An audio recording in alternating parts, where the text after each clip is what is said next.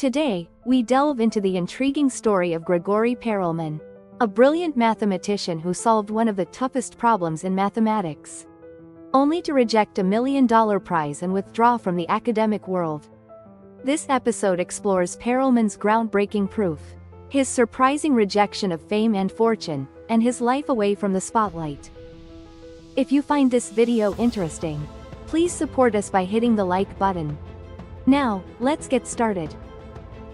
In May 2000, the Clay Mathematics Institute in the United States announced 7 unsolved problems, known as the Millennium Prize problems, offering a $1 million reward for each problem solved in the 21st century.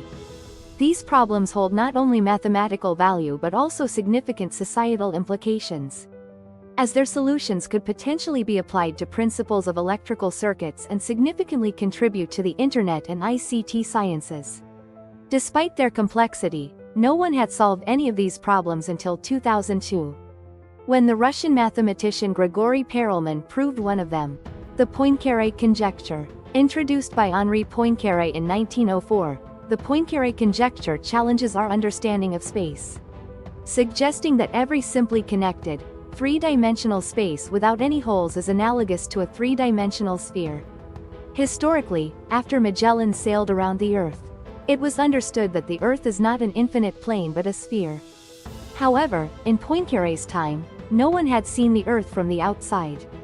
Poincare argued that simply sailing around the Earth wasn't sufficient proof of its shape. It could still be a donut-shaped torus. He proposed a metaphorical experiment: tie one end of a long rope to a harbor and the other to a ship. Have the ship circle the globe, and then pull the rope back. This was a simplified analogy to help visualize his complex mathematical ideas. If the rope could be retrieved without ever lifting from the ground, it would confirm that the Earth is spherical. If not, it could indicate a toroidal shape. Extending this idea, if a rocket trailing a rope could complete an orbit and the rope could be pulled back from any trajectory, it would confirm the roundness of space. If the rope snagged, it would suggest otherwise. Perelman was the first to solve this century-old conundrum in 2002. After 3 years of verification, the International Mathematical Union acknowledged Perelman's proof and recommended him for the Fields Medal, equivalent to the Nobel Prize in Mathematics, which the Clay Mathematics Institute also acknowledged by awarding him the Millennium Prize. Despite his ascent from obscurity to fame, the world was taken aback not only by his genius, but also by his decision to decline both the Fields Medal and the $1 million prize. Subsequently retreating from the mathematical community, he refused to open his door to journalists, proclaiming, "I have all I want. I do not need anything else. If the proof is correct, that's enough," and stated, "I don't want money or fame. I don't want to be an animal in a zoo." Despite perceptions that he might be wealthy enough to disregard a $1 million prize, Perelman chose a modest lifestyle, living in an old apartment with his retired schoolteacher mother and relying on her pension. Born in 1966 in Leningrad, now St. Petersburg, Russia, Perelman was a peculiar figure.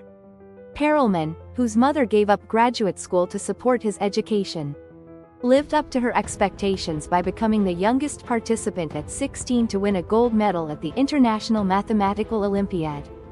He later attended Leningrad University without entrance exams and earned a PhD in mathematics and mechanics in 1990. Afterward, he began his research at the Steklov Institute of Mathematics in Leningrad. Despite receiving invitations to teach at prestigious American universities, such as Stanford and Princeton in 1995, he declined them all, returning to the Steklov Institute. In 1996, he received an award from the European Mathematical Society but did not attend the ceremony.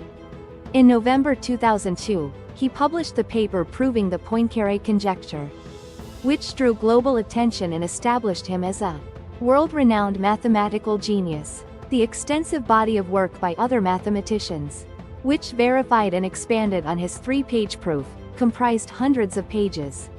However, Perelman subsequently retreated to his home, stating, "Why should I accept $1 million when I am on the verge of unraveling the secrets of the universe?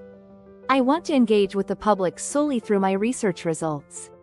In 2011, He also declined membership in the Russian Academy of Sciences. And he has reportedly abandoned his research in mathematics and remained unemployed since resigning from the Steklov Institute in 2003. Perelman's rejection of money and fame, stepping away from a promising career, raises intriguing questions. What are your thoughts on his decision? Share your views in the comments below. Friends and acquaintances suggest that Perelman's disillusionment with the mathematical community stemmed not from a dislike of mathematics or reaching its limits, but from the agonizing nature of ongoing debates within the field. In an interview with The New Yorker, Perelman voiced his disappointment over the ethical standards within the mathematical community. His disillusionment exacerbated by the political maneuvers of mathematician Xing-Tun Yao. Xing-Tun Yao is a scholar supported by the Chinese government who leads the global outreach of talent from the Chinese Academy of Sciences. He is very well known and highly esteemed in the mathematical community, having solved difficult problems and received the U.S. National Science Medal. Yao is considered one of the most powerful mathematicians in both China and the United States. However, he controversially had his students copy Perelman's proof of the Poincare conjecture, claimed it had flaws, and asserted that they had made the definitive proof. Yao falsely announced that a Chinese mathematician had solved one of the 7 major problems, aiming to elevate the status of Chinese mathematicians. Perhaps he thought that a single impoverished Russian mathematician could be easily manipulated through media operations. This act of appropriation and the lack of opposition from other mathematicians reportedly led to Perelman's mistrust of people. Afflicted by his principles and emotional wounds, Perelman became reclusive. He continues to live in an old apartment, and his only hobby and pleasure are mushroom picking while walking in the forest, rarely venturing outside otherwise. Interest in this eccentric genius remains high, and journalists who seek him out are persistently turned away. The moral integrity of Perelman, who became increasingly isolated as his reputation grew, makes one wonder how much the world might have advanced if he had not abandoned his research after 2003. This is the story of the talented mathematician Grigory Perelman, who rejected both money and fame. Thank you for watching. Don't forget to like, comment, and subscribe for more insightful content. Take care and see you in the next video. Goodbye.